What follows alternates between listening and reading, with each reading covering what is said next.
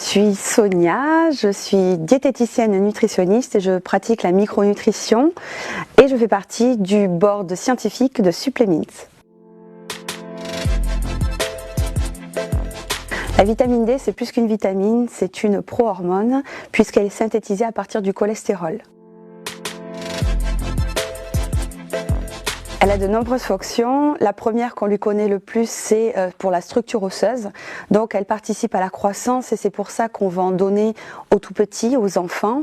Et également donc éviter l'ostéoporose, l'ostéomalacie, la décalcification osseuse.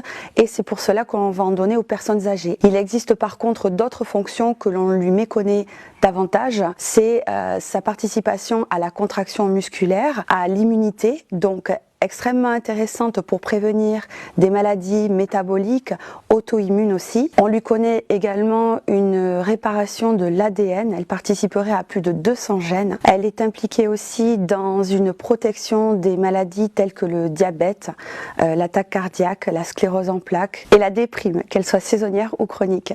C'est également donc une vitamine qui va empêcher et être un véritable frein à la perte de masse grasse par dysfonction musculaire.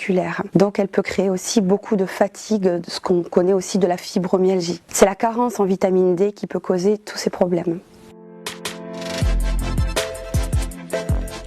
Donc la vitamine D, tout le monde en a besoin, il n'y a pas que les enfants et les personnes âgées, surtout dans nos temps modernes, puisque l'être humain est fait pour vivre dehors, exposé au soleil, et elle est synthétisée à partir des rayons ultraviolets. De ce fait, en travaillant énormément dans des endroits clos, fermés, et jamais donc sous la même intensité lumineuse, nous sommes tous carencés.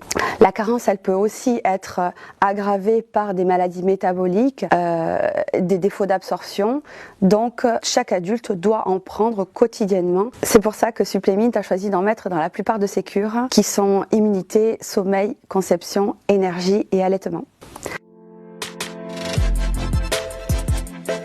Dans ma pratique, les conseils que je donne qui sont les plus importants, c'est de toujours prendre la vitamine D avec des éléments gras, donc que ce soit des fruits à coque, avocats, de bonnes huiles végétales de première pression à froid, des poissons gras ou même encore de l'œuf. Certaines personnes ont besoin d'en prendre toute l'année, d'autres peuvent l'interrompre au moment de la pleine saison d'été et donc je recommande pour toutes ces personnes-là, avant de savoir comment elles absorbent la vitamine D, de faire un dosage biologique 1 à 2 fois par an pour vérifier leur taux.